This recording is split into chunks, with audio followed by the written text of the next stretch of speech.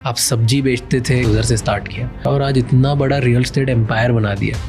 पैसे कैसे बनते रियल एस्टेट में? जब मुझे लोगों ने कहा आप एक ईमानदार आदमी हो, यहाँ तो माफियागिरी वाला आदमी काम कर सकता है, तो मैंने सोचा कि जिस धंधे में गंदगी ज्यादा है, सफाई की संभावना है उसमें सबसे ज्यादा है। स्टॉक्स और म्यूचुअल फंड में लगाना चाहिए कि फ्लैट खरीदना चाहिए? एक के चार कहाँ से होंगे? तो वो रियल एस्टेट है। बने बनाए फ्लैट लेने चाहिए कि प्लॉट लेना चाहिए? फ्लैट बिल्कुल नहीं लेना चाहिए। 50 साल बाद उसकी ओनरशिप आपके नाम नहीं होती, तो जिस दिन वो ढलेगा उस दिन आपको क्या मिलेगा पता नहीं है। प्लॉट ऐसी चीज है जो आपके नाम से रजिस्ट्रेशन होता है, जमीन आपकी होती है। कौन से शहर में प्लॉट खरीदना चाहिए? कोई भी शहर ऐसा उठा लीजिए, एयरपोर्ट जहाँ बना है उसके 20 किलोमीटर के आसपास अगले 5 से 10 साल में 1 के 10 नहीं हुए हैं। ऐसा एक शहर उठा लीजिए आप। एक्चुअली क्या है कि दिखने के बाद बिकता है, पहले नहीं बिकता। दुबई का मार्केट बहुत तेजी से बढ़ रहा है, वहाँ पे करना चाहिए लोगों को इन्वेस्ट? दुबई के कोई ओवन रिसोर्स स्ट्रॉन्ग नहीं है। पैसा आया बढ़ गया, पैसा निकला गिरेगा। दुबई का बाजार धराशायी भी हो सकता है। रियल एस्टेट वाले सारे बॉडीगार्ड लेके क्यों घूमते हैं? रिस्क होती है बिजनेस में। आज के हमारे गेस्ट का सपना है कि हर मिडिल क्लास इंसान अपना खुद का बंगलो खरीदे और इस सपने को उन्होंने अपना मिशन बना लिया है। बट ये कैसे पॉसिबल है? कैसे हर मिडिल क्लास इंसान अपना खुद का घर खरीद सकता है? इस पर हमने डिटेल में इस पॉडकास्ट पर बात करी है with our today's guest Sumer Saini, founder and MD of Riyasat group, जो एक इंडिया के छोटे से गांव में सब्जी बेचते थे एंड आज उन्होंने मेहनत करके 500 करोड़ से भी ज़्यादा का रियल एस्टेट बिजनेस खड़ा कर दिया है। हमने उनसे उनकी मिडिल क्लास जर्नी के बारे में पूछा कि मिडिल क्लास से वो रिच बने कैसे। उनसे ये जानने की कोशिश करी कि घर खरीदते टाइम रियल एस्टेट डेवलपर्स क्या स्कैम करते हैं जिसका हमें ध्यान रखना चाहिए। एक मिडिल क्लास इंसान के लिए फ्लैट लेना सही है या बंगलो लेना सही है, और अगर बंगलो लेना है तो कैसे अफोर्ड कर सकते हैं, एंड उनके अकॉर्डिंग ऐसे कौन से एरियाज़ हैं जहाँ रियल एस्टेट में पैसा लगाकर आपका पैसा डबल ट्रिपल हो सकता है। तो अगर आपको भी रियल एस्टेट में इन्वेस्टमेंट के बारे में सोचना है या आप सोच रहे हो या अपने सपनों का घर खरीदना है, तो ये एपिसोड बिल्कुल मिस मत करना, क्योंकि इसमें बहुत सारे इंसाइट्स हैं। Watch it till the end.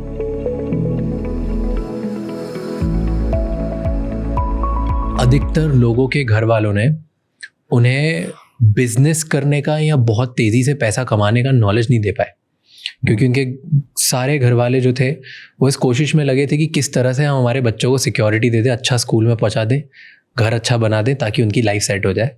पर आजकल के जो सारे यंग लोग हैं उन्हें क्योंकि घर मिल गया और स्कूल अच्छे चले गए, पढ़ाई हो गई, अब उन्हें चाहिए कि यहाँ से हम तेज़ी से और पैसा कैसे कमाएं, बड़े कैसे बने। तो उनके लिए ये पॉडकास्ट बहुत ज़रूरी होगा। मैं इसमें ये बताऊंगा कि जैसे हमारी जो एजुकेशन है, मैं ये याद करता हूँ कि मैं किसी ज़माने में सब्जी बेचने का काम करता था। उसके बाद मैं जैसे एजुकेशन ले रहा था और उसके बाद मैं एज ए टीचर काम किया, और टीचर के बाद मैंने सेल्स और मार्केटिंग में काम किया, प्रोडक्ट्स के जो सेल्स एंड मार्केटिंग किया।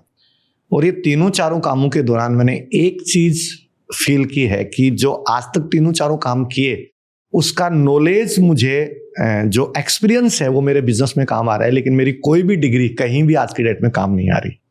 तो मेरा ये कहना है कि आदमी डिग्री लेके और कॉन्फिडेंस में है कि मैं आगे मतलब बहुत बड़ा बनना चाहता हूँ, तो वो तो पॉसिबल नहीं है। सही बात। और दूसरी बात, आप अपॉर्चुनिटी की बात कर रहे हैं, तो इस देश में अपॉर्चुनिटी की कोई कमी नहीं है। क्योंकि मैं अभी थोड़े दिन पहले ऑस्ट्रेलिया गया था, तो वहाँ देखा कि मुझे किसी ने सजेस्ट किया कि आप मार्जिन बहुत है और आप बिजनेस कर लीजिए रियल एस्टेट का, लेकिन मैंने कहा बेचेंगे किसको? मतलब बहुत ही, मतलब जिस देश में 140 करोड़ लोग रहते हैं और संभावनाओं का देश है, मतलब जहाँ मास है ना वहाँ क्लास भी है और परचेजर भी है। तो इस देश में यदि कोई आदमी ये फील करता है कि मेरे पास मैं पैसा नहीं कमा सकता, तो मतलब कहीं ना कहीं सोच में ही प्रॉब्लम है।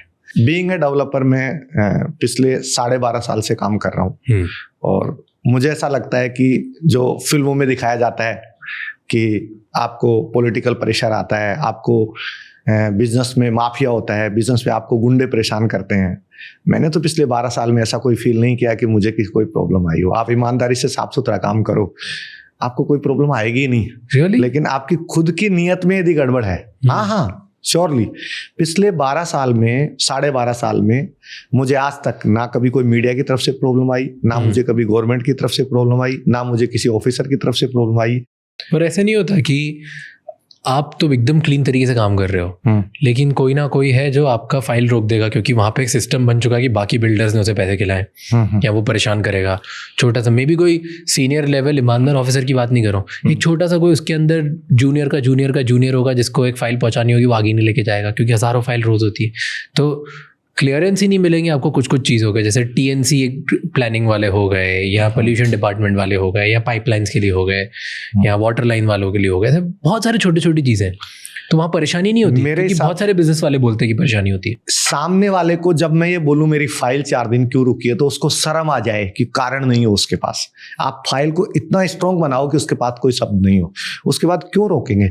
और रोकेंगे तो 2-4 दिन अटका देंगे, फिर आपकी थ्योरी लोगों को समझ में आ जाएगी कि ना तो देना है ना लेना है, तो उसके बाद ऑटोमेटिकली आगे मतलब वो आपको एक मतलब आपका एक ओरा बनता है। जैसे राज सोमानी जी का एक ओरा है कि ये कौन सी चीज़ों को डील करते हैं, कैसे डील करते हैं, वैसे आपका एक ओरा बनता है। तो छोटी मोटी जैसे मतलब एक बार आपको प्रॉब्लम आती भी है तो आप मतलब अपना ओरा मेंटेन करो कि मैं मेरी दिशा में चलूंगा, मुझे कोई फर्क नहीं पड़ता, तुझे जो करना कर, जो चिल्लाना चिल्ला। जैसे 1-2 बार ऐसी स्थिति आई कि मीडिया में मान लो थोड़ा सा प्रेशराइज किया, मैंने सीरियस ही नहीं लिया, तू चिल्ला, मुझे कोई फर्क नहीं। मतलब जैसे फर्जी खबर छापना, क्या मतलब जैसे एक ये था कि हमारा एक वो था, एक साइड थी, तो वो लगभग 30-32 एकड़ की साइड थी। तो उसमें क्या हुआ कि पुराना बहुत पहले की है कि मतलब मैंने जैसे एनए करा के और अप्रूव करा के सेल डीड करा ली, तो मैंने काम क्लीन किया। फिर बाद में पता चलता है कि 15 साल पहले किसी को सोसाइटी के पट्टे दिए हुए हैं। राजस्थान में सोसाइटी के पट्टे चलते हैं, तो मैंने उस काम को वहीं के वहीं रोक दिया। लेकिन मैंने वहां साइड पे जाके एक बोर्ड लगा दिया कि भाई ये प्रॉपर्टी ऐसे ऐसे है और इसमें किसको प्रॉब्लम है उसका कोई सेटल डाउन करके रास्ता निकाले। मैं हमेशा सेटलमेंट में विश्वास रखता हूँ, जो भी प्रॉब्लम। तो फिर कुछ पत्रकार भाई आए और उन्होंने मुझे ब्लैकमेल करने की कोशिश की, हल्का फुल्का, कि भाई हम मतलब आप हमें ये दे दो, वो दे दो। मैंने कहा जी भाई मैं क्यों दूंगा आपको, ये जो प्रॉब्लम है वो मेरे उसके परचेजर के, उस जो सोसाइटी होल्डर है उसके है, मैं उसके साथ गलत करूंगा ही नहीं। मतलब वास्तव में देखा जाए तो जमीन मैंने पैसे देके खरीदी है, लेकिन जो कोई पट्टा दिया है उसने भी कुछ पैसा तो दिया होगा उस जमाने में। बिल्कुल सही है। तो उनका कुछ कंपनसेशन तो बनता है, क्योंकि किसी की आत्मा के साथ खेलने से कभी अपन बड़े नहीं बन सकते। नहीं कि उसके बाद उन्होंने डालना बंद कर दिया। पर ऐसे मीडिया करती है कि जानबूझ के खबर छापेगी ताकि आप उनको पैसे देके हटवाओ। बहुत चलता है ये, लोकल न्यूज़पेपर या लोकल थोड़ा चलता है, बहुत तो नहीं चलता। मतलब नेशनल पेपर्स तो नहीं करते होंगे ना, कि नेशनल भी करते हैं? नहीं, नेशनल नहीं करते, वो छोटे छोटे वाले थोड़े से परेशान करते हैं, जिनका लेवल है वो तो नहीं करते। हाँ, मतलब बड़े तो कोई क्यों करेगा। आपने बताया, आपने बोला कि सब्जी जब आप बेचते थे तब से लेके आज तक आपने जो एक्सपीरियंस करे उसमें आपने बहुत कुछ सीखा। तो जब सब्जी बेचते थे तो क्या सीखा ऐसा जो सबको सीखना चाहिए? सब्जी जो है ना, वो आप एक समझ लीजिए बिजनेस का लोएस्ट पार्ट है। मतलब कोई भी आदमी छोटा छोटा धंधा करता है तो सब्जी का करता है। और सब्जी में मेरा ये मानना है कि उसमें टाइम प्लान रहता है पूरी तरह से, कि आपने शाम तक सब्जी को नहीं बेचा तो सब्जी आपको बेच देगी। शाम तक आप खराब हो जाएगी तो फिर आप बिक गए। तो इसलिए शाम तक आपको सब्जी में ये टाइम प्लान है। तो वहां से मैंने जीवन में ये सीखा कि सेल्स यदि आपके टाइम पे नहीं होती है तो आप चाहे बिल्डर हैं, चाहे डेवलपर हैं, चाहे आप किसी भी बिजनेस में हैं, आपको नुकसान होगा ही होगा। तो मैंने सेल्स प्लान वहां से सीखा। दूसरा, मैंने प्रॉफिट प्लान भी वहां से सीखा कि आप कितने रुपए में कोई चीज खरीदी, फिर उसके बाद कितने रुपए की बिकेगी और उसकी चीजत कितनी होगी, क्योंकि सब्जी में चीजत होती है, एक्सपेंसेस कितने लगेंगे, ये मैंने सब्जी में ही सीखा। मनी का कैलकुलेशन मैंने पूरी तरह से सब्जी में सीखा, वो मेरे काम आया। फिर एक चीज, एक घटना और मुझे याद आ रही है सब्जी के टाइम की, कि जब मैं सब्जी बेचता था तब एक दिन एक महिला आई और महिला ने मेरे से एक तरबूज लिया और मुझे 5 रुपए देने थे, और उसने गलती से 2 5-5 के नोट दे दिए थे। मैंने तुरंत बोरी के नीचे, पहले बोरी होती थी, बोरी के नीचे गल्ला होता था, तो मैंने गल्ले में डाल दिया वो दोनों 5-5 के तुरंत। मैंने सोचा एक के बदले 2 मिल गए, चाहिए एक था। जैसे ही महिला मतलब थोड़ी सी दूर पहुंची, 10 कदम, इतनी देर में गाय आई और गाय आके वो 2 तरबूज तोड़ के खराब कर गई। उसके बाद मैंने जीवन में सीखा, यदि जो चीज आपकी नहीं है, यदि वो आपकी ली है तो आपको डबल देनी पड़ेगी। उस दिन के बाद मैं आज तक मेरी चीज के अलावा मैं कोई अपेक्षा नहीं रखता। जब सब्जी वाले बहुत सारे बेचते हैं साथ में, एक जगह एक हाट जैसा लगा होता है, एक बाजार होता है, सब्जी बाजार होता है, मंडी होती है, तो इस मंडी में बहुत सारे सब्जी वाले होते हैं, वो लगभग सब सेम ही सब्जियां बेच रहे होते हैं। हाँ। कुछ लोगों की बिक जाती है, कुछ लोगों की बिकती नहीं है। तो आपने जैसे बोला कि अगर आपने सब्जी टाइम से नहीं बेची तो सब्जी आपको बेच देगी, क्योंकि आपकी वन खराब हो जाएगी और अगले दिन आपका नुकसान हो जाएगा, उसी दिन नुकसान हो जाएगा, अगले दिन आपके पास पैसे नहीं होंगे।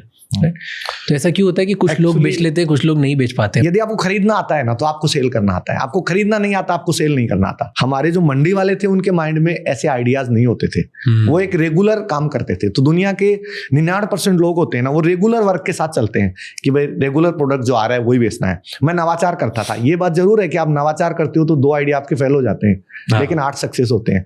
फिर मैं चोमू से सेम डे, मतलब 250 किलोमीटर सेम डे में, जैसे जो ताज़ा सब्जी होती थी मार्च अप्रैल में, वो ले जाके झुंझुनू में शाम को 4 बजे पहुंचाता था। मैंने ऐसा था कि सुबह 10 बजे की मंडी को 4 बजे में कन्वर्ट कर दिया, और ये सुमेर आएगा सब्जी लेके आएगा तो वहां भीड़ लगी रहती थी। जब मैं जाता था ऑटो भर के जाता था पूरा, तो भीड़ लगी रहती थी। मेरा इसमें ये मानना है कि आप खरीदते समय यदि आपका प्रोडक्ट परफेक्ट है तो बाकी जो 10 दुकान है उनमें से 9 की सेल नहीं होगी, आपकी सेल हो जाएगी। मेरे दादाजी भी यही बोलते हैं, मेरे पापा भी यही बोलते हैं। मैं उनसे काफ़ी बिजनेस सीखा हूँ जितना मैंने सीखा है। अच्छा। और मेरे घर में सब ये बिल्कुल क्लियर बोला जाता था। तो मैं ना सेल्स और मार्केटिंग में मुझे बहुत इंटरेस्ट था, और मैं हर नए नए तरीके से, नई नई कंपनियों से, नए नए लोगों से, नई नई किताबों से आइडियाज़ निकाल के आता था कि यार सेल्स कैसे होती, मार्केटिंग कैसे होती, बढ़िया कैसे होता है। और मैं बहुत घुसते आता था। तो एक बार पापा ने बोला कि सीख ले कि खरीदते कैसे हैं, परचेज कैसे, क्योंकि पापा परचेज करते थे। जो भी परचेज करना होता था, एसिड खरीदना है, डिटर्जेंट का सोडा खरीदना है, ऐश खरीदना है, जो भी खरीदना है, ठीक है, और फिलर खरीदना है, थैली खरीदना है, एक पन्नी खरीदना है। हम लोग डिटर्जेंट बनाते थे। तो मैंने बोला वो तो आप करते हो ना, कर लो, ये तो क्या है, तो कोई भी कर लेगा। और उन्होंने मुझे बोला कि जो खरीद नहीं सकता ना वो बेच नहीं सकता। तो अगर तू चाहता है कि मार्केट में सबसे सस्ता बेचो तो सबसे सस्ता खरीदना पड़ेगा, अगर तू चाहता है कि मार्केट में सबसे अच्छा बेचो तो सबसे अच्छा खरीदना पड़ेगा। लेकिन जो खरीद नहीं सकता वो बेच नहीं सकता। तो धंधा स्टार्ट खरीदने से होता है। तो ये सीखना बहुत ज़रूरी है। एंड वो घुसा दिया हमारे अंदर कि ये तो बहुत ज़रूरी है, और जो आप बात सेम बोल रहे हो। मेरा इसमें ये मानना है कि आप जिस समय कुछ, मेरे पास जयपुर में 2000 एसोसिएट हैं, 2000 सेलर हैं जो एक्सक्लूसिवली गोकुल कृपा मतलब हमारे ग्रुप के लिए हैं। हमारी जो 4 प्रोडक्शन हाउस हैं उन्हीं का माल बेचते हैं, और मेरा जयपुर का हर प्रोडक्ट 48 घंटे में बिक जाता है। कोई भी प्रोजेक्ट, चाहे 200 प्लॉट हो, 400 प्लॉट हो, 48 घंटे में बिक जाते हैं। लेकिन मेरा ये मानना है कि आप कोई भी नई चीज खरीद रहे हो तो आप खरीदते समय केवल और केवल आप किसी के भी बिना, आपको खुद को ये कॉन्फिडेंस रखना है कि किसी ने भी बेचने में साथ दिया नहीं दिया तो मैं अकेला खड़ा होकर इसको बेच दूंगा।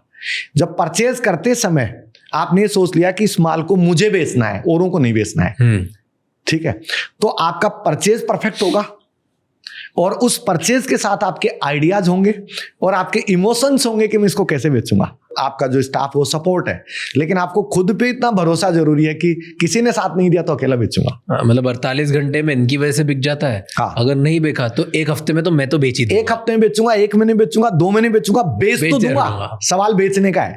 आप सब्जी बेचते थे गांव-गांव में छोटे छोटे करके, और घर में क्राइसिस थे उधर से स्टार्ट किया। तो आप एकदम छोटे से गांव से स्टार्ट करा और आज इतना बड़ा रियल एस्टेट एम्पायर बना दिया। तो मुझे बताओ पैसे कैसे बनते रियल एस्टेट में? 2011 लास्ट की बात है, दिसंबर की, कि हम लोग मार्केटिंग करते थे। और क्या करते थे? मतलब सेल्स और मार्केटिंग करते थे। जैसे प्रोडक्ट सेलिंग था जिसमें इंश्योरेंसेज थी और कुछ माइक्रोवेव ओवन थे, इस टाइप के कुछ प्रोडक्ट थे। तो हम सब कमीशन पे बेचते थे। कमीशन पे बेचते थे। तो मुझे उस समय से माइंड में आया कि मुझे कुछ अलग करना चाहिए, ये सेटिस्फैक्टरी नहीं है। और रही बात की जो चल रहा था वो भी रुक गया। मैंने 1 जनवरी 2012 से सुबह से शाम तक मैं निकलता था।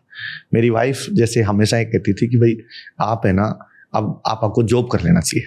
लेकिन उससे पहले मैंने मार्केटिंग में 35 लोगों को कारें दिलाई थी। तो उनकी लायबिलिटी थी, हर महीने की EMI थी। तो मुझे ये लगा कि मैं तो जॉब करके मेरा कर लूंगा, लेकिन इन 35 लोगों का क्या होगा। मतलब मेरा ये मानना है कि जीवन में आपने किसी के साथ कमिटमेंट किया है साथ खड़े रहने का, तो फिर चाहे प्राण चले जाएं आपको साथ रहना है। फिर मैंने जैसे जैसे इसमें घुसता गया तो मेरा विजन बनता गया। फिर मुझे लोगों ने सजेस्ट किया कि ये बिजनेस आप मत कीजिए, आपके अनुकूल नहीं है, क्योंकि ये 36वीं कौम मानी जाती है, मतलब रियल एस्टेट मतलब माफिया। फिर डेवलपमेंट बिल्कुल जीरो थे, डेवलपमेंट कोई नहीं करता था उस जमाने में। मतलब जैसे मैं अक्सर एक वर्ड यूज करता था कि भूत भी रहने से डरे, ऐसी डेवलपमेंट होते थे। ना रोड्स हैं, ना लाइट्स हैं, ना कोई एम्यूनिटीज हैं, कुछ नहीं, नथिंग एल्स, ना सीवरेज है, ना वाटर हार्वेस्टिंग है, कुछ नहीं, ऐसे डेवलपमेंट होते थे।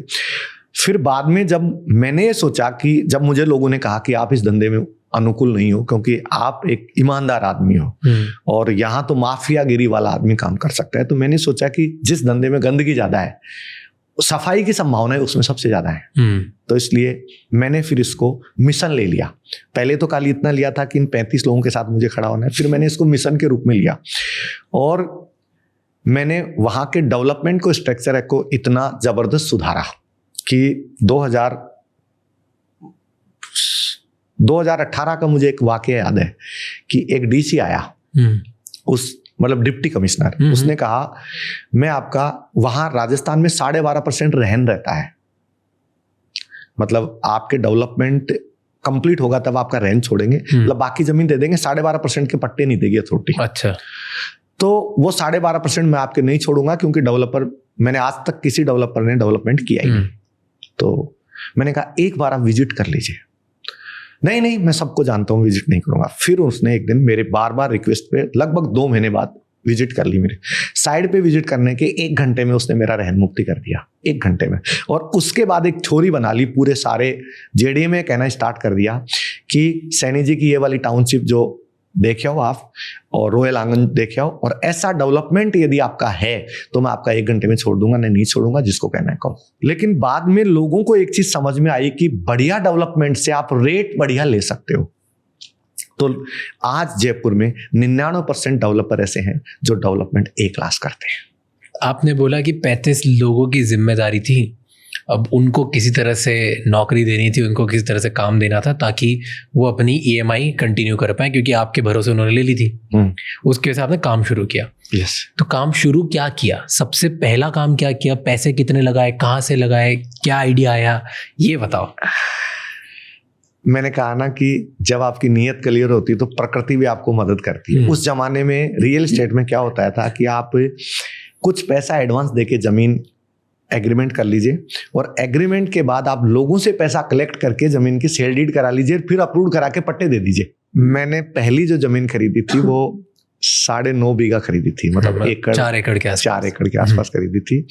और उसमें मुझे टोटल जो लागत थी 2012 में, मतलब मैंने जो एडवांस दिया वो टोटल 51 लाख रुपए दिया था। तो 51 लाख रुपए में भी हमने जो पार्टनर रखे उसमें ये किया कि भाई एक जने के पास पैसा है उसको ज्यादा पैसा देना है, एक जना माइंड यूज करेगा। मेरे इस धंधे में लागत 0 है, मतलब मैं यही कहूंगा। क्यों? मेरे पैसे ही नहीं थे मेरे पास। तो 51 लाख रुपए कहाँ से है? 51 लाख रुपए मैंने 3 पार्टनर बनाए। हम एक्चुअली उस समय 4 पार्टनर थे। तो 4 पार्टनरों के चारों के अलग अलग वर्क थे। गोकुल कृपा करके हम ग्रुप चलाते थे। क्या नाम से? गोकुल कृपा। हाँ। तो 4 पार्टनर थे और चारों के काम फिक्स थे। क्या क्या थे? जैसे एक को डेवलपमेंट करना है, एक को बाउंड्रीज वगैरह के आउटर सॉल्यूशन करना है, एक को जेडीए देखना है, ऐसे, और सेल्स चारों को करनी है। अच्छा। मेरा ये मानना है कि ज्यादातर पार्टनरशिप में विवाद तब होते हैं जब मतलब सेल्स की डिपेंडेंसी एक आदमी पे हो।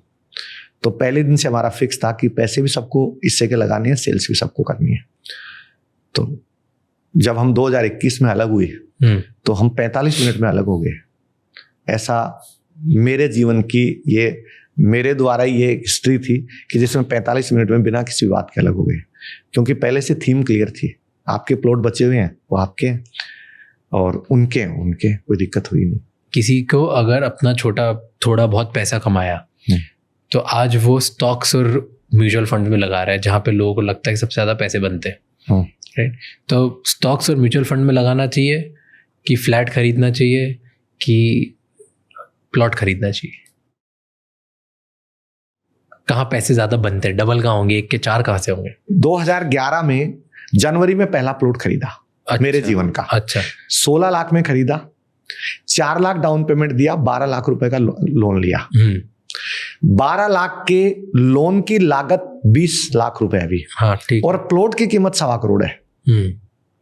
तो 1.25 करोड़ में से मैं 20 लाख रुपए की लागत हटा देता हूं, तो 1 करोड़ 5 लाख रुपए की आवक हुई। हाँ, टेक्निकली आपको तो 4 का पड़ा। अब यदि आप मेरे से पूछ रहे हो तो ये मेरा जवाब है कि 4 लाख के 1 करोड़ 5 लाख रुपए 13 साल में यदि कोई बना सकता है तो वो रियल एस्टेट है। यदि आप स्टॉक खरीदेंगे, शेयर खरीदेंगे, तो आपके पास मान लीजिए 20 लाख रुपए है, मान लीजिए 4 लाख है, तो आप 4 लाख पूरे के पूरे का आपको स्टॉक मिलेगा, शेयर मिलेगा, और रातों रात उसके डिस्ट्रॉय होने की संभावना है, रातों रात बढ़ने की संभावना भी है। लेकिन रियल एस्टेट में आप यदि लंबे टाइम के लिए पैसा लगाते हो, या मेरी लाइफ का अनुभव है कि मैंने सन 2000 में मैंने एक प्लॉट देखा था 350 रुपए गज जयपुर में। वही उसी जगह मैंने 38,000 रुपए गज में खरीदा, 110 गुना। यदि 1 करोड़ का इन्वेस्टमेंट होता तो 110 करोड़ हो जाते। ऐसा जमीन में मैंने ग्रोथ देखी है। पर ये तो रीजनल लोकेशन एडवांटेज है। यस, कि मतलब आप जिस शहर में रहते हो उस शहर के कुछ कोनों को आपको समझ है, तो आप खरीद सकते हो, और आप खरीद के वो होल्ड कर सकते हो, क्योंकि आपको उम्मीद है कि ये शहर भी बढ़ रहा है, शहर में जो मैंने लोकेशन ली वो भी बहुत प्राइम है, कहीं ना कहीं से सब बढ़ेगा। तो आप लंबे समय तक रहो तो रातों रात आप मल्टी मिलियनर बन जाओगे, बहुत पैसे बन जाएंगे आपके, राइट। सेम स्टॉक्स में भी होता है, जिसको एकदम 100% टिप हो, पता हो क्या चलने वाला है, कैसे होने वाला है, उसको इन्फॉर्मेशन हो, सेक्टर के बारे में पता हो, या गवर्नमेंट के बारे में पता हो, पॉलिसी के बारे में पता हो, वो भी इसी तरह से कर सकता है, तो वो मल्टी बैगर उसका स्टॉक बन जाता है, ठीक है। पर ज़्यादातर जो कॉमन लोग हैं उन्हें ये नहीं पता चलेगा ना, तो कॉमन लोग तो एवरेज सोच के लगाते हैं। एक्चुअली मेरा इसमें ये मानना है कि कॉमन आदमी यदि इन्वेस्टमेंट करे तो कॉमन सोच से थोड़ा सा बाहर निकल जाए। आपने देखा होगा कि जब बाजार में चल रहा हो कि गोल्ड बढ़ रहा है तो प्रत्येक आदमी गोल्ड में पैसा लगाता है, जब शेयर बढ़ रहा है तो प्रत्येक आदमी शेयर में पैसा लगाता है। मेरा इसमें ये मानना है कि हर बिजनेस एक साइकिल है, उसमें यूं साइकिल चलती है, तो पीक के टाइम पे आप उसमें पैसा नहीं लगाना चाहिए, और जैसे ही वो नीचे आ गया और उसके नीचे का जो टाइम निकल गया, साइकिल का टाइम, और अब आपको लग रहा है कि अब बढ़ेगा, उसके बाद उसको स्टार्ट करना चाहिए। जैसे मैं नवी मुंबई का उदाहरण देता हूं कि इसमें क्यों संभावना है। हाँ। कि जैसे नवी मुंबई खारघर और वासी डेवलप हुआ, ये हुआ है एक्सप्रेस हाईवे बनने के बाद, उससे पहले नहीं हुआ।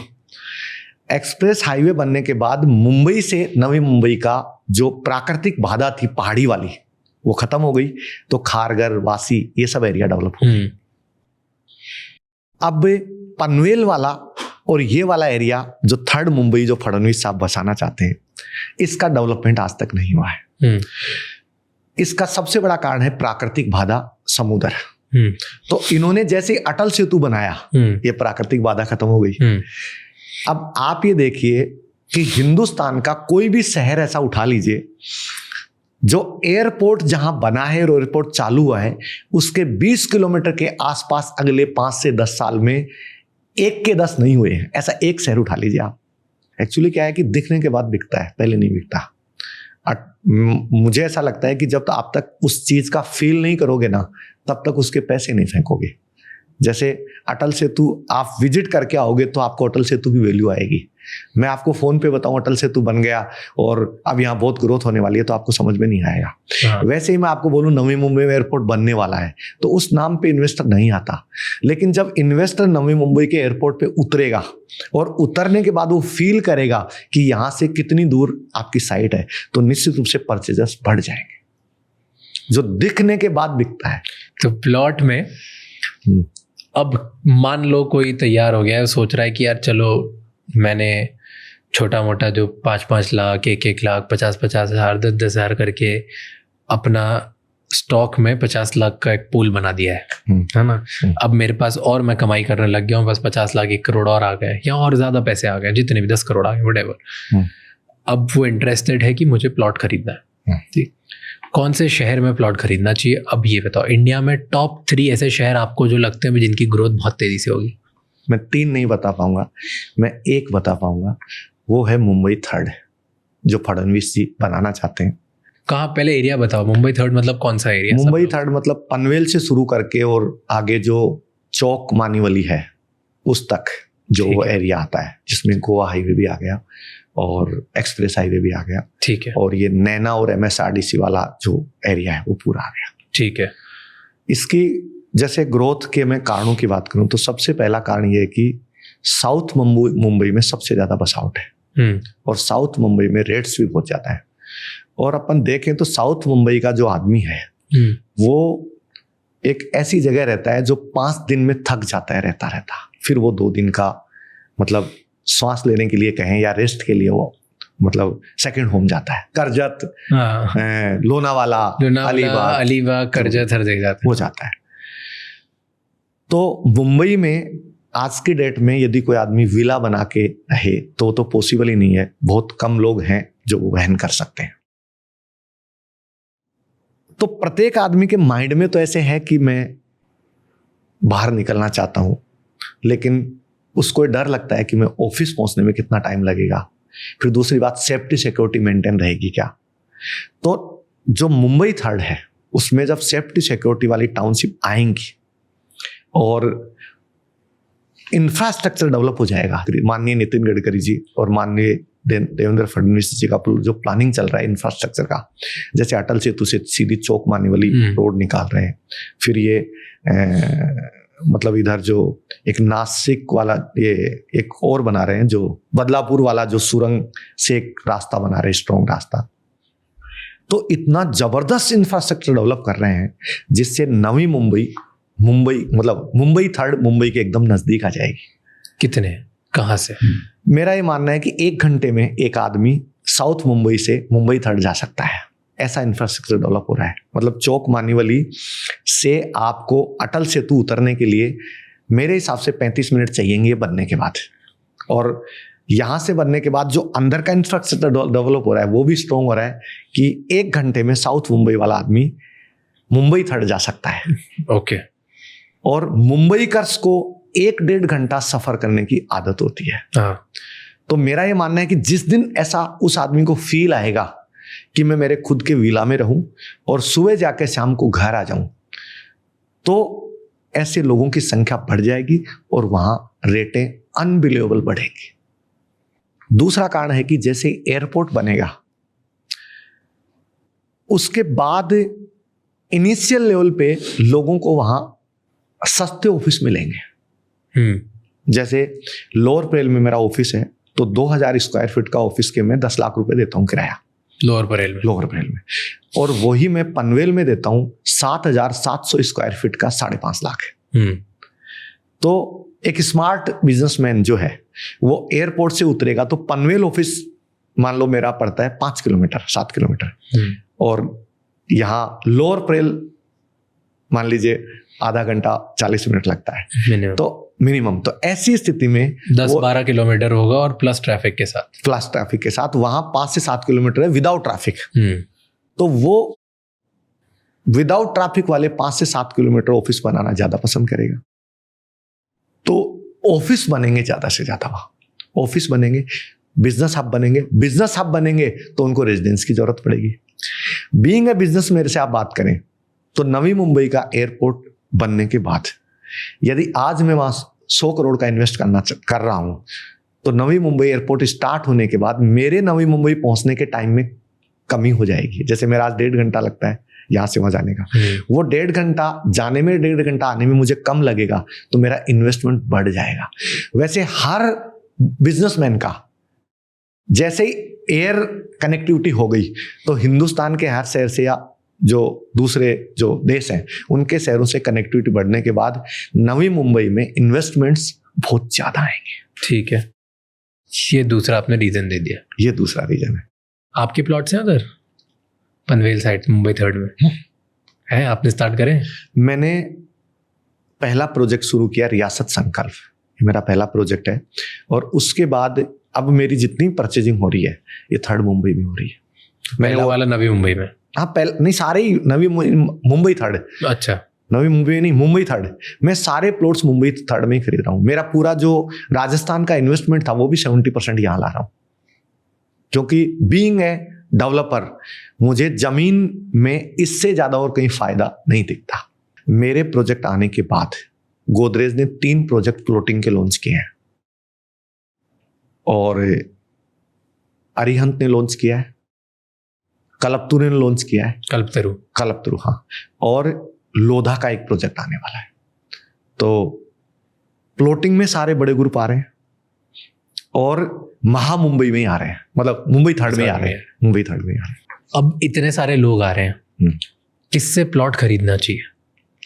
और हम प्लॉट खरीदते टाइम क्या क्या चीज़ों का हमें ध्यान रखना चाहिए ताकि हमारा बेवकूफ़ ना बना जाए कोई?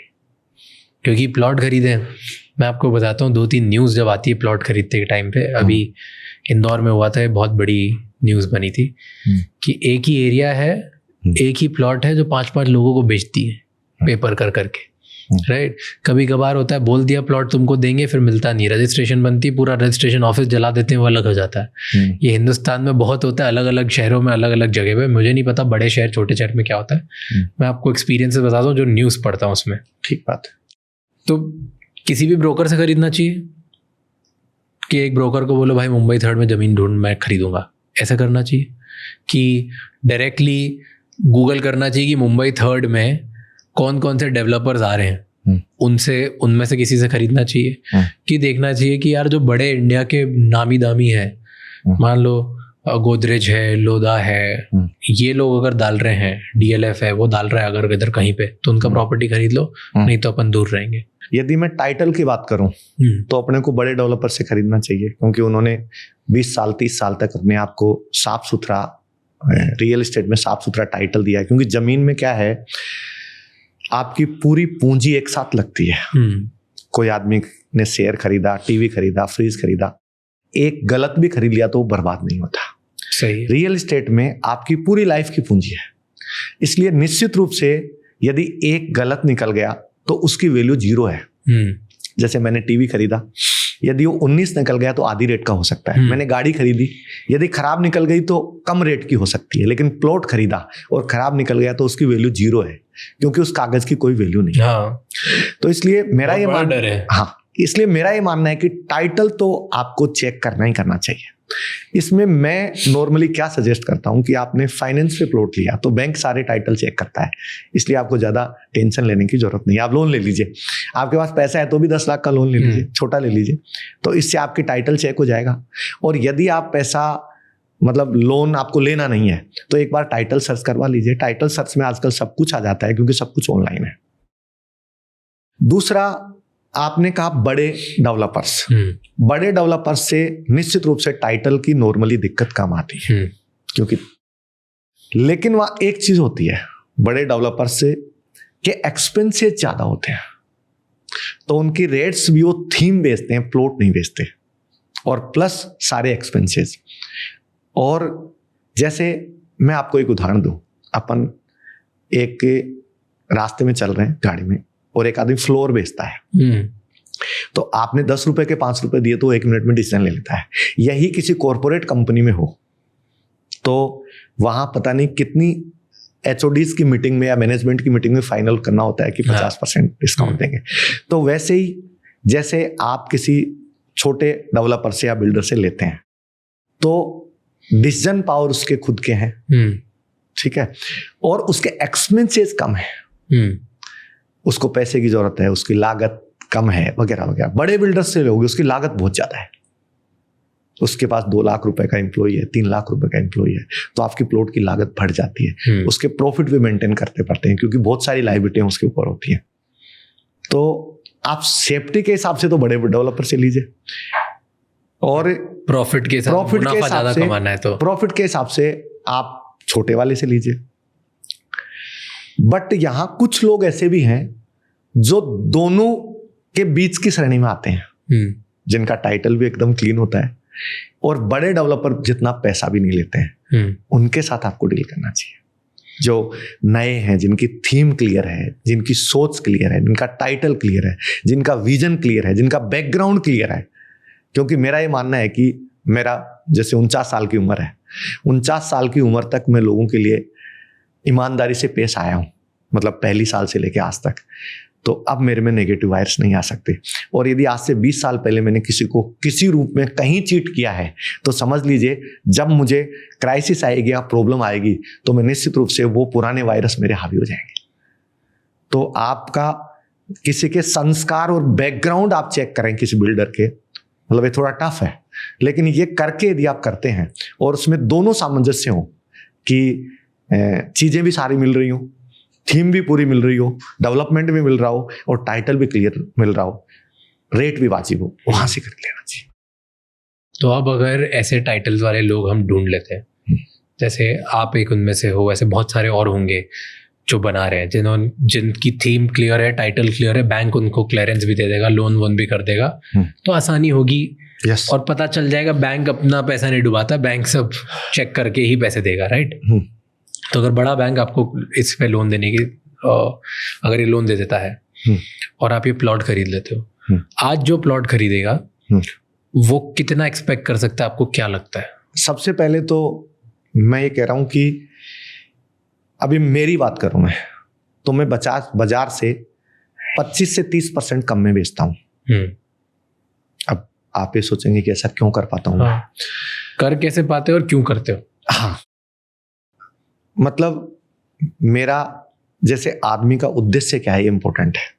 मैं जब रियल एस्टेट का काम, जैसे मैंने शुरू में बताया कि मैंने जब काम शुरू किया तो 35 लोगों के कैरियर के लिए शुरू किया। और आज मेरा मुंबई आने का जो सबसे बड़ा कारण है कि मेरा एक ड्रीम है कि मुझे 1 लाख लोगों को रोजगार देना है। मैं एक लोअर मिडिल क्लास फैमिली से हूँ, मेरी रिक्वायरमेंट लिमिटेड है। आज भी वही दरी पे बैठ के पहले खाना खाते थे, आज भी वही दरी पे बैठ के खाना खाते हैं।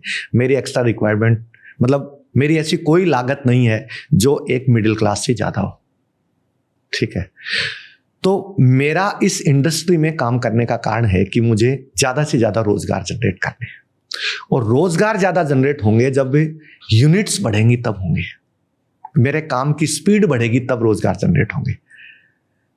जैसे मैं एक टाउनशिप लाता हूं 1 साल में तो रोजगार कम जनरेट होंगे, उसी 1 साल में 5 लाता हूं रोजगार ज्यादा जनरेट होंगे। मेरे पास क्या है, सेल्स फास्ट है। एक डेवलपर जमीन लाता है, टाइम लेता है बेचने में, मेरे पास सेल्स फास्ट है, मेरा अप्रूवल फास्ट है, डिसीजन फास्ट है। तो ये फास्ट होने की वजह से मेरे खर्चे कम पड़ते हैं और प्रॉफिट भी मैं नॉमिनल लेता हूं, इसलिए वाजिब रेट में दे पाता हूं। एक तो रियल एस्टेट में क्या है कि समय लगता है, तो बड़ी रकम है, उसका ब्याज बढ़ जाता है। ब्याज बढ़ने से खर्चे बढ़ जाते, ब्याज, सैलरी और सारे एक्सपेंसेस बढ़ जाते हैं टाइम लगने से, और टाइम कम हो जाएगा उसमें, तो ये कम हो जाएंगे। तो कुछ तो ऐसे खर्चे कम हो जाते हैं, कुछ मैं प्रॉफिट नॉमिनल लेता हूं, ज्यादा प्रॉफिट नहीं लेते। ग्राहक को फायदा होना चाहिए, ग्राहक को फायदा होगा तो फिर वो ग्राहक आपसे जुड़ेगा। तो आप बोल रहे हो कि जहाँ पे आपने अपनी टाउनशिप बनाई, जहाँ पे आपने बनाया, आपकी बाउंड्री के पास में कोई दूसरी बड़ी टाउनशिप है, उससे आप सस्ता बेचते हो? हाँ बिल्कुल, लगभग 30%। आज आप मेरे प्रोजेक्ट को, जो नवी मुंबई में जो प्रोजेक्ट है उसको चेक कर लीजिए, जयपुर वालों को भी आप प्रोजेक्ट को चेक कर लीजिए, 15-20-25% तो आराम से कम है। मुंबई थर्ड की बात करते हैं, मुंबई थर्ड में आपके पास में कोई प्रोजेक्ट है अभी आसपास? गोदरेज का है ना, गोदरेज का कितनी दूर होगा वो? गोदरेज का मेरे से 4 किलोमीटर पहले है। अच्छा। और 2 किलोमीटर अंदर है रोड से, हाईवे से। आपका हाईवे पे ही है? मेरा मेन हाईवे पे है, मतलब NH, वो पुराने NH पे। और उनका अंदर है? उनका अंदर है, 1.5 किलोमीटर अंदर है उनका। और कितना डिफरेंस होगा रेट में? रेट में आज की डेट में तो 40% है। आपके इसमें सबसे छोटा प्लॉट कौन सा है? 1119 स्क्वायर फीट। 1100 स्क्वायर फीट कितने रुपए का होगा आज वो प्लॉट? एक्चुअली छोटे प्लॉट, मेरा जो मेन जो ग्राहक है जयपुर में भी वही है और यहाँ भी मेरा मिडिल क्लास और लोअर मिडिल क्लास है। मुंबई में तो मैं एक ये सपना लेके आया था कि एक दंपति जिसकी उम्र 25 से 35 साल है और जिसकी टोटल सैलरी दोनों की मिला के 1.25 लाख 1.5 लाख है महीने की, उन लोगों को मैं बंगलों का सपना देना चाहता था, मतलब देना चाहता हूं, ये मेरी थीम है। लेकिन मैंने यहां पाया कि जो लोग 1-1.5 लाख रुपया कमाते हैं उनके इन्वेस्टमेंट्स की हैबिट पहले से ही लगी हुई है, जो हमारे जयपुर में नहीं थी। यहाँ स्टॉक्स में, शेयर्स में, इनमें है। लेकिन आज कोई दंपति 1.25 से 1.5 लाख रुपया महीना कमाता है मुंबई में, तो मैं उसको मुंबई थर्ड में बंगलो बनाने की स्कीम दे सकता हूं 1.25 लाख रुपए वाले, ये थीम है मेरी। तो कितने रुपए का मिलता है प्लॉट एक? जैसे प्लॉट है, जैसे अभी मुंबई थर्ड वाले की बात करें, मुंबई थर्ड 1100 स्क्वायर फीट। हाँ 1119 मेरे हिसाब से अभी 60 से 70 लाख के बीच का प्लॉट है मान लीजिए। पिछले 10 साल में जयपुर में कितने प्रोजेक्ट करे आपने? एक्चुअली हम लोग पहले 4 पार्टनर थे। तो चारों ने मिलके कितने करे? चारों ने मिलके हमने 2021 तक लगभग 35 प्रोजेक्ट किए थे और 2021 के बाद रियासत के अकेले के 50 लेआउट है जयपुर में ही। हाँ 3.5 साल में जयपुर में, और वो सब बिक गए, एक भी प्लॉट नहीं है। और फ्लैट लेना चाहिए लोगों को, अपार्टमेंट वहां पैसे बनते हैं, बने बनाए फ्लैट लेने चाहिए कि प्लॉट लेना चाहिए? जैसे आप बात कर रहे थे विला पे, यदि विला, फ्लैट और प्लॉट। फ्लैट और प्लॉट की तो तुलना ही नहीं है, मतलब फ्लैट बिल्कुल नहीं लेना चाहिए यदि फ्लैट और प्लॉट की तुलना कर रहे हो तो। क्यों? इसकी वजह यह है कि फ्लैट आपका जब शुरू में आप जिस दिन लेते हैं उस दिन उसकी साइनिंग अच्छी लगती है, 15 साल बाद उसकी साइनिंग वीक हो जाती है, और 35-40 साल बाद या 50 साल बाद वो उसकी ओनरशिप आपके नाम नहीं होती है। तो जिस दिन वो ढलेगा उस दिन आपको क्या मिलेगा पता नहीं है। प्लॉट ऐसी चीज है जो आपके नाम से रजिस्ट्रेशन होता है, आपकी इस पीढ़ी या 7वीं 8वीं 10वीं पीढ़ी तक जमीन आपकी होती है, इसलिए फ्लैट की अपेक्षा जमीन लेनी चाहिए। लेकिन कई बार आपको रहने के लिए फ्लैट चाहिए और वहां आपकी प्लॉट में प्लॉट खरीदने की कैपेसिटी नहीं है उस जगह पे जहां पर रहना चाहते हो, तो ऑब्वियसली आप खरीदते हो। लेकिन मेरा पर्सनली सजेशन तो यह है कि जैसे मैं मुंबई में फ्लैट किराए पे लिया है, तो किराए पे रख, कोई बुराई नहीं है, क्योंकि हिंदुस्तान में किराया जो है वो कम है। जैसे दुबई में किराए की बात करें तो 10% के लगभग है, हिंदुस्तान में 4-4.5% किराया है। तो हिंदुस्तान में फ्लैट किराए की दृष्टि से बहुत फ्रूटफुल है। तो जब आपको इतना सस्ता कोई फ्लैट मिल रहा हो तो रुपया इतना देने की जरूरत नहीं है। मतलब मैं ये समझूं कि 3 करोड़ का फ्लैट है, मैं 45,000 रुपए के रेंट में रहता हूँ, तो 40-45 हजार रुपए भाड़े में यदि कोई फ्लैट मिले, उतना 3 करोड़ रुपया यदि मैं कहीं प्लॉट में लगाऊं तो उसका 10-20 गुना, 10 गुना 5 गुना जल्दी होगा, फ्लैट में इतना गुना नहीं होगा। और वैसे फ्लैट इन्वेस्टमेंट के हिसाब से भी बहुत ही खराब है कि क्योंकि रेंटल यील्ड नहीं मिलता। मतलब आप सोचो कि यार मैं एक फ्लैट ले लूँ, 2-3 फ्लैट ले लूँ, उसका रेंट मेरे को मिलते जाएगा और मेरी इनकम चालू हो जाएगी, तो बहुत ही घटिया आइडिया है, क्योंकि जो रेंटल वहाँ से मिलेगा वो कुछ वैल्यू नहीं रखता। मुझे तो ये समझ में ही नहीं आया। मैं कई बार ये सवाल करता हूँ कि मुंबई को फ्लैट्स का इतना जुनून क्यों है? मुझे भी नहीं समझ आया आज तक, क्योंकि मैं भी इंदौर से हूँ, मैंने भी सारे ये चीज़ें देखी है, तो मुझे समझ नहीं आता कि आप क्यों है इतना। आप ये समझिए कि जब शुरू में आया था, जो कार का ड्राइवर था उसने कहा मैंने कर्जत में फ्लैट लिया है। क्यों लिया है? सेकंड होम के लिए लिया है। जाते कब? वो बोले आज तक एक बार भी नहीं गया। खरीदा क्यों है? बोले एक्स्ट्रा मनी इन्वेस्टमेंट करनी थी। ठीक है, तो मैंने कहा एक्स्ट्रा मनी इन्वेस्टमेंट करनी थी तो या तो कहीं प्लॉट लेता या एग्रीकल्चर लैंड लेता या स्टॉक्स ले लेता कुछ। तो मतलब यहाँ लोगों का वो है ना, एक आपका सेकंड होम आपके पास है तो पोस्चर बनता है। क्या बनता है? पोस्चर मतलब आपकी वैल्यू बनती है। अच्छा, आपका कॉन्फिडेंस बनता है। तो इसलिए लोग, भाई ये तो तय है कि आप किराए के मकान में रहो और खुद के मकान में रहो, उसमें सेल्फ सेटिस्फेक्शन ज्यादा होता है। बिल्कुल सही है। खुद के मकान में आपको वो ज्यादा आता है, आपको फीलिंग, कॉन्फिडेंस ज्यादा आता है, फीलिंग अच्छी रहती है। तो मेरा ये मानना है कि पहला घर तो आपको मतलब खरीद सकते हैं, खरीद लेना चाहिए, लेकिन सेकंड होम यदि आप खरीद रहे हो और किराए के लिए खरीद रहे हो तो इससे बड़ी कोई बेवकूफी नहीं हो सकती। विला क्यों नहीं खरीदना चाहिए? आपने बोला बने बनाए विलास बिकना मुंबई में बहुत ज्यादा नहीं, विला है। एक विला 100% खरीदना चाहिए, कोई डाउट ही नहीं है, क्यों नहीं खरीदना चाहिए, क्योंकि इसमें तो प्लॉट भी मिलता है, घर भी मिलता है, बना बना, टेंशन फ्री। उस पर डिपेंड ये करता है कि आपको पैसा बढ़ाने का कितना लालच है। एक आदमी के पास 100 प्लॉट हो, चाहे 20 प्लॉट हो, चाहे 1 प्लॉट हो, जमीन आपको कॉन्फिडेंस देती है। अब यदि आपने सोच लिया कि मुझे क्या फर्क पड़ता है, चाहे कितना ही लगे, मुझे विला खरीदना है, तब तो खरीद लेना चाहिए। लेकिन वही विला आप डबल जमीन के साथ आप खुद ही बना ले और वो कम में पड़ जाए तो विला नहीं खरीदना चाहिए, फिर बना लेना चाहिए। पर इतनी मेहनत, इतना दिमाग, मेहनत है इतना ही नहीं टाइम ना। नहीं है ना। आप जो विला आप बना बनाए लेते हो उसमें आपके खुद के इमोशंस नहीं होते हैं, और आप जो बनवाते हो उसमें महीने में एक बार भी संभाल लो आप तो बन जाएगा। इसमें आप अपनी जरूरत के इमोशंस जोड़ के जब बनवाओगे तो उसकी फीलिंग्स और ज्यादा अच्छी आएगी। पर सर आज के यूथ के पास टाइम का है। अगर उन्होंने थोड़ा पैसा कमा भी लिया है तो वो चाहते हैं कि मेरा एक अलीबाग में, लोनावला में या कहीं बाहर एक सेकंड होम जैसे विला हो जहाँ पे मैं बढ़िया पूल वूल लगा के पार्टी करूँ और मैं घर आ जाऊँ। ठीक है। और आजकल तो वो भी नहीं होता, लोग एयरबीएनबी के थ्रू ही कर लेते हैं कि चलो ठीक है रेंट भी ले लेंगे, 2 दिन पार्टी करके घर आ जाएंगे। सही बात। पर अगर किसी को चाहिए तो ऐसा फार्म हाउस जैसे यूज़ करता है, तो वो चाहता है कि बना बनाया जल्दी मिल जाए, टेंशन कौन लेगा, कौन बनवाएगा, कौन कॉन्ट्रैक्टर ढूंढेगा, कौन इतना नहीं करना किसी को। अब मैं तो बनाना ही प्रेफर करूंगा क्योंकि उसमें खुद के इमोशंस भी होते हैं और लागत भी कम आती है। कितना डिफरेंस पड़ जाता है? आप मान के चलिए कम से कम 50%। अगर मैं 1 करोड़ का प्लॉट लेता हूँ, मिनिमम 40% मान लीजिए आप। एग्जाम्पल बताओ, 1 करोड़ का एक प्लॉट लेता हूँ, ठीक है, तो जैसे मैं एक विला बना रहा हूँ इसे 1119 स्क्वायर फीट पे, मैं 1 करोड़ 63 लाख का बेच रहा हूँ, और यदि यही विला आप बनाएंगे तो 1 करोड़ 5 लाख या 10 लाख का पड़ जाएगा। और यदि सहित हाँ, यदि 40 लाख में बन जाएगा, आपने 60-70 लाख का आराम से, बोला। आराम से 1 करोड़ 10 लाख में आराम से बन जाएगा। मैं 1 तरह से में बेच रहा हूँ, मुझे मेरा प्रॉफिट भी चाहिए, मुझे मेरी पूंजी का ब्याज भी चाहिए, मुझे मेरे इंजीनियर्स और मैनेजर्स की सैलरी भी चाहिए। यही विला आप दूसरे किसी ग्रुप से लेते हैं, ठीक है, तो वो पड़ता है 2.5 करोड़ का। तो मेरा ये मानना है कि विला में आपको 40% प्लॉट से ज्यादा पैसा, मतलब जो आप बना सकते हो ना, 40% का प्रॉफिट ले सकते हो आप उसमें। आप खुद बनाओगे और आप कहीं और से बनाओगे, बनाए लोगे, उसमें 40-50% का फर्क होता है। दुबई का मार्केट बहुत तेजी से बढ़ रहा है, वहां पे करना चाहिए लोगों को इन्वेस्ट।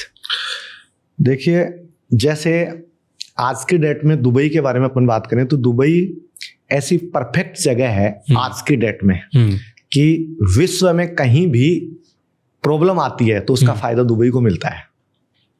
मतलब जैसे यूक्रेन में हुआ, यूक्रेन वाला मैटर हुआ तो फायदा दुबई को हुआ, सीरिया में होगा फायदा दुबई को मिला। क्या फायदा हुआ? फायदा ये होगा कि वहां अस्थिरता आएगी तो वहां का पूरा पैसा दुबई में आता है। विश्व में कहीं भी अस्थिरता आती है तो पैसा दुबई में आता है, तो दुबई को फायदा होता है। तो दुबई की जो गवर्नमेंट है ना, उसमें क्राइम पे बहुत स्ट्रिक्ट एक्शन है, गलत पे बहुत स्ट्रिक्ट एक्शन है। तो कोई भी आदमी दुबई जाने के बाद अपने पैसे की खुद की सेफ्टी समझता है, इसलिए वहां जाते हैं लोग, और वहां डेवलपमेंट लगातार हो रहा है। लेकिन मैं कई बार ये सोचता हूं कि दुबई के कोई ओवन रिसोर्स स्ट्रॉन्ग नहीं है। जैसे एक साथ मान लो उन देशों का पैसा जिनमें अस्थिरता है, उनमें वापस अमन चैन मतलब होने लग गया, उसके बाद दुबई का बाजार धराशायी भी हो सकता है। मतलब दुबई का एक वो लगता है, कृत्रिम सा लगता है। मतलब जैसे जो बाजार बढ़ रहा है ना, उसकी कोई धरातलीय स्टैंड नहीं है उसका। पैसा आया बढ़ गया, पैसा निकला गिरेगा, क्योंकि उसके ओन रिसोर्स नहीं है कोई स्ट्रॉन्ग। दुबई की ग्रोथ का एकमात्र कारण है उनके डिसीजंस। ओवन रिसोर्स नहीं है, ओवन मिनरल्स नहीं है, मतलब ओवन कोई ऐसी चीज नहीं है जिसकी वजह से उस मार्केट को स्टैंड बाई कह सकते हैं। क्योंकि आज जो मोहम्मद बिन रशीद उनकी जो सरकार है, हो सकता है कि उनकी जगह जो दूसरा व्यक्ति आए उस सीट पे, तो हो सकता है वो मेंटेन कर पाए या नहीं कर पाए। ऐसे तो वहां भी डर सकते हैं, तो डरने का तो कोई कारण नहीं है। और नो डाउट दुबई पूरे वर्ल्ड का आज की डेट में बिजनेस हब है और पैसा लगा रहे हैं, और मुझे भी दुबई में खूब इंटरेस्ट है, ऐसी बात नहीं है। लेकिन कई बार मुझे ऐसा लगता है एक कोने में कि कहीं ऐसा नहीं हो कि वहां कोई बड़ा पैसा लगाए और बाजार धराशायी हो जाए। क्योंकि जैसे आज यूएसए है, उसका एक स्ट्रॉन्ग स्टैंड है, उसके खुद के ओन रिसोर्स हैं, ओन लोग हैं। अब दुबई के पास ना लेबर है, ना परचेजर है, ना सेलर है, बाजार ही तो है। एक स्टैंड प्रोवाइड करवाता है दुबई सबको। तो वो यदि लोग वहां से मूवमेंट करते हैं तो मेरे हिसाब से, जैसे आज इंडिया है 140 करोड़ लोग हैं, रातों रात भाग के जा नहीं सकते। तो यहाँ का बाजार जो मुझे स्ट्रॉन्ग लगता है वो मुझे दुबई का नहीं लगता, क्योंकि यहाँ के खुद के लोग हैं, यहाँ पे खुद के मिनरल्स हैं, यहाँ खुद का प्रोडक्शन है, खुद का कंजम्पशन है। यस, दुबई में सब बाहर का। हाँ, आपका प्रोडक्शन की बाहर का है और कंजक्शन करने वाले लोग भी बाहर के हैं। दुबई में एक पॉजिटिव चीज है कि वहाँ रेंट अच्छा है, 10% रेंट है। तो घर बना के रेंट पे ले लो, घर बना के रेंट पे दो तो रेंट अच्छा है, लेकिन मतलब रेंट अच्छा है इसलिए आप इन्वेस्टमेंट कर सकते हैं।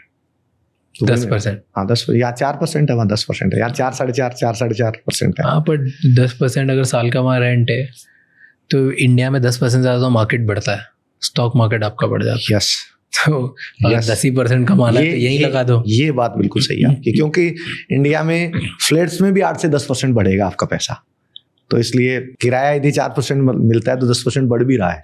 रियल एस्टेट वाले सारे बॉडीगार्ड लेके क्यों घूमते हैं? रिस्क होती है बिजनेस में। एक्चुअली क्या है कि जब पहले बॉलीवुड फिल्में बनती थी तो उसमें बिल्डर और डेवलपर को ही सबसे बड़ा माफिया बताया जाता था।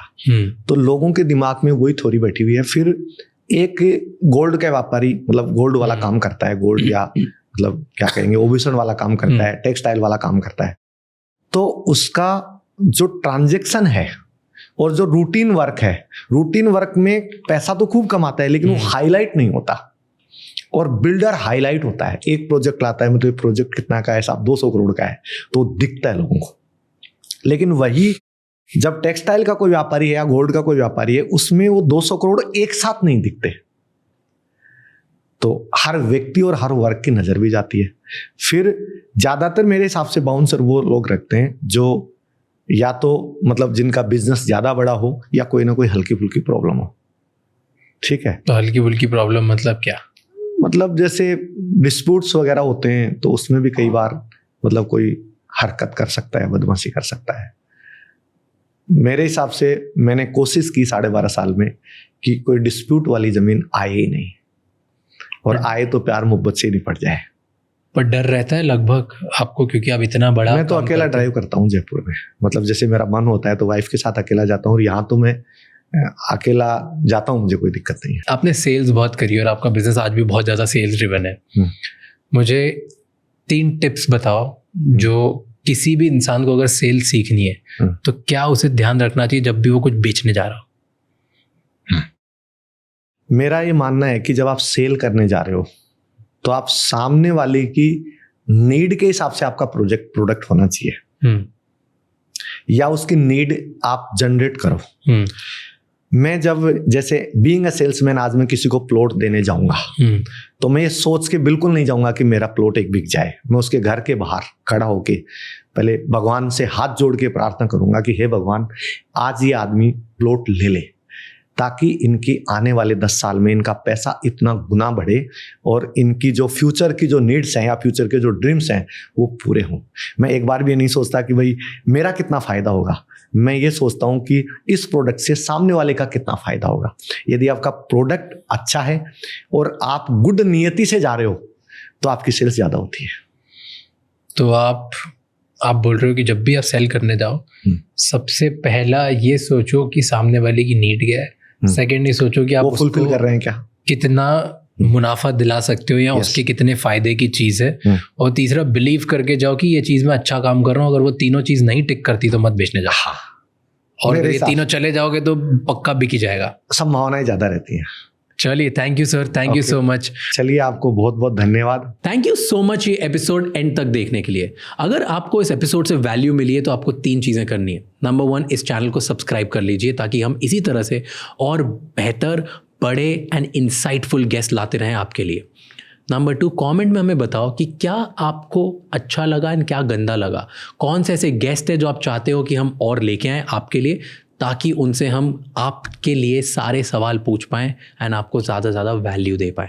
एंड नंबर 3, ये एपिसोड किसी एक इंसान के साथ ज़रूर शेयर करना जिसको इससे कुछ नए इंसाइट्स मिलें, कुछ नया सीखने को मिलेगा, क्योंकि एक कॉन्वर्जेशन, एक पॉडकास्ट इनफ होता है किसी की ज़िंदगी चेंज करने के लिए, क्योंकि उससे एक लर्निंग आपकी लाइफ चेंज कर सकती है। I'll see you next time. Until then, keep figuring out.